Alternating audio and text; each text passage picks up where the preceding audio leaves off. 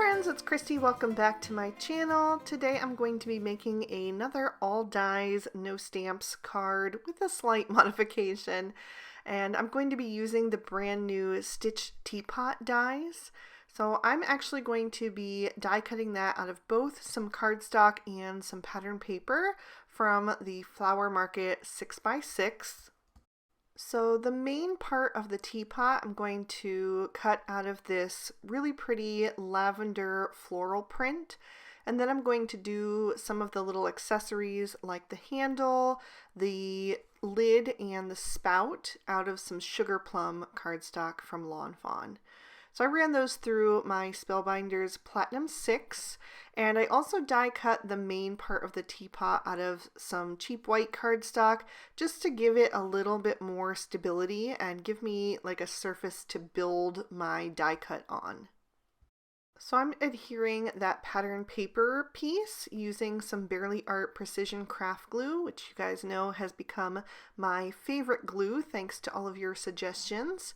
And then I'm going to just pop the extra bits out of this sugar plum cardstock, and then I can adhere those down over top. So you could actually just leave the whole thing with the pattern paper because it's all there. But I thought it would be fun to have a two-toned look and just give it a little bit more interest. So that's what I went ahead and did. And it's also going to pop up these pieces just slightly on that background. So they'll just have a little bit more prominence on this die cut as well. Just adds to the interest, you know. So that was looking pretty good there, and you could absolutely stop at this point, but I decided that I wanted to embellish it just a bit more. So I went back to my sugar plum cardstock and I decided to die cut a flower out of that so I could use that to just decorate that teapot a little bit more. And then I'm going back to that thin piece of white cardstock that I used for the base of my teapot, and I'm going to die cut the small center part of the flower from that. So then I can go ahead and glue these two bits together. So again, that just adds another layer to this flower. You could use it as is, but having that little bit of a white center is going to tie in the white flowers from that pattern paper. So I'm just gluing that on, and then my original idea was to place it in the middle, but I decided that I thought it would look better if I had two of those flowers and kind of staggered them on the teapot.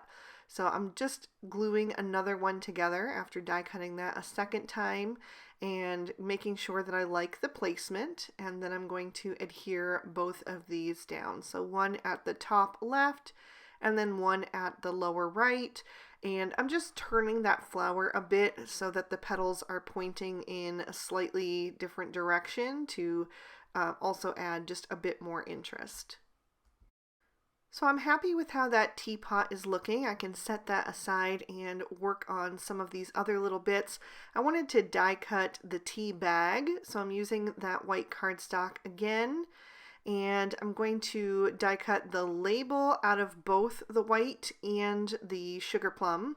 And then I have a piece of narwhal cardstock that I'm going to die cut this little string from.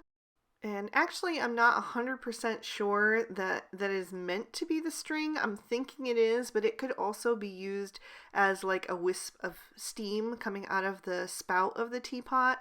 But I decided to use it as the string for this tea bag today. So I just inserted it through the little cut in the top, and then I'm taping that to the back of that die cut using some post-it tape just to hold it in position. And then I'm going to glue the front and back of the little tag to the other end of that string, and then I'll pop out the center heart from the sugar plum cardstock, and I'm going to add that right into that space. I just put a little dab of glue in there, and then I'm using the needle from my Barely Art Precision Craft Glue to just get that little heart into place.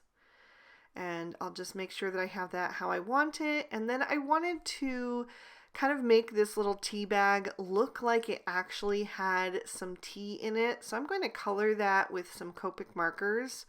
And I'm starting with some gray tones, and I'm just going to do like some little dots to look like the little dried leaves of the tea. So I started with an N3 marker, and now I'm coming in with an N1 and kind of softening those dots a little bit, carrying them up a little bit higher in that tea bag. I want it to look really soft so that it looks like you're looking through like that gauzy fabric of a tea bag. And then I did darken up some of that with an N5. Then I went back to my N3 and added a bit more. Just kind of building that up until I get a look that I like. And now I'm going back to my N1 once again and continuing to add some more dots there. And then I felt like I wanted to have a little bit of a contrasting color in there as well. So I decided to go with purples, and I used V22 to kind of look like maybe it's like a lavender Earl Grey tea or something like that, just to go with the color scheme that I already had going on. I'm also going to add a few little dots with V25. And then I'll set this little tea bag aside to dry back. In the meantime, I'm going to start working on the rest of my card base, and I'm going to go back to my Flower Market 6x6 pad. And I first chose this gray floral print again to remind me of like Earl Grey tea. And then I decided to add a contrasting pattern, so I chose the gray and white stripe. I trimmed both of those down with the outside in stitch rectangle stackables, and then I also used the rooftop border to die cut a little scallop out of some white cardstock. So I'm going to glue the floral print to the top of a sugar plum card base. It's going to give me a little bit of a border on the outside edges. So I get that, purple that's tying back into the purple in the teapot. And then I'm going to put the gray and white stripe down at the bottom. I'm going to figure out which part of that rooftop border I want to use, and I'm going to just trim that down using my Cutter Bee scissors. And then I'm going to glue that over top so that the floral print looks like the wallpaper, and then the gray print is like the tablecloth, and then this little scalloped bit is like a doily or a placemat or something like that. Then I'm going to work on my sentiment, and I did decide to stamp part of that today because I just didn't have room on this card to do the whole thing in die cuts. So I'm selectively stamping out It's Time To in Narwhal ink from the Terrific Day add-on. I'm just using some little post-it tape to block off the end word there, so I just get the beginning of that. And then I'm also going to create an insert for my card, and I'm using the Thanks a Latte stamp set and some juice box ink along with the narwhal. So the juice box is for the little teacup or mug, and then I'm going to do the center part of that in the narwhal and the rest of the sentiment just to tie it into the colors on the front of the card. For the rest of the sentiment, I'm going to die cut that out of the Sugar Plum cardstock once again. So I'm taking my Finley's ABCs alphabet dies, and I'm going to spell out the word party, so P-A-R-T-E-A. So I'm just taking all of those letters out. I will have to die cut the A twice to complete that sentiment. I'm just taping those in place with some more post-it tape so I can run that through my die cutting machine. And I'm also going to use the I upside down to create an exclamation point.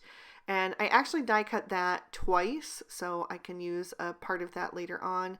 We'll get to that in a minute, but for now I'm going to take my teapot and glue that down right above that rooftop border strip so that it looks like it's on top of the little doily. And then I'll take that tea bag and add that down toward the bottom, just kind of laying in front of it. And then I can start to adhere my sentiment. So I'm going to use my EK Success Precision tweezers, the reverse tweezers, to make sure that I get my letters kind of spaced without my fingers getting in the glue. And I did lay these out ahead of time. I laid the actual dies out on the card base to kind of give me an idea of how much space I had between the letters. I knew I needed to put them fairly close together to fit everything. So I started out with the PAR, which is the part of the sentiment that's going on the left, and I am kind of tipping those letters in slightly different directions just to make it look a little bit more whimsical. And then I'm going to start to work my way backwards. So now I'm taking that letter I that I've turned upside down and using that for the exclamation point. So I'm going to add that and then just put the dot down at the bottom. And I'm just making sure that there's about as much room from that exclamation point to the edge of that pattern paper as there was from the top of the P to the edge of the pattern paper, so that it will look balanced. So I'm working my way backwards, like I said, put the A and then the E, and then I have the T, so it'll say par T. This card was actually a birthday card for my grandma, who really loves her tea, so I thought she would get a kick out of this. Then I'm going to take that other I and I'm going to trim that down a little bit. I just need a little sliver of that because I wanted a hyphen between the word par and T to complete that sentiment. So I'm just going to glue that down between the R and the T. And then I've got my little strip for the rest of the sentiment, and I'm just kind of figuring out where to place that. So I adhered that down flat to the card first, but I ended up not liking how it looked because there were too many bumps behind it because it was on top of both the rooftop border and the bottom of the teapot, and it just didn't look like it stood out enough with the white sentiment on the white doily of that rooftop border. So what I decided to do, I needed to glue it back where it was because I already had glue on there and there was no way to kind of remove that anymore without damaging the card possibly. So I decided to go with some foam tape just to pop that up a bit. It'll make that sentiment look a little bit more level, and also it just, because it has that bit of a drop shadow underneath, it just helps it stand out and be a bit more prominent. So then all that was left was to adhere that insert to the inside of the card. It's going to have that same purple border on the outside edge as on the front, so that's just tying it all together. There's an up-close look at all of the detail and another peek at the inside. I really hope you guys enjoyed this one. If you did, please be sure to hit that like button and subscribe to my channel if you're not subscribed already. You can ring that notification bell if you want to make sure that you never miss a future video. I post new ones every Monday and Friday, and some bonus videos as well. So if you're interested in any of these products, I will have everything listed and linked in the description bar below. And if you'd like to keep watching, here are 2 extra videos I thought you might also enjoy. Thank you so much for watching. I hope you all have an absolutely amazing day. Bye-bye.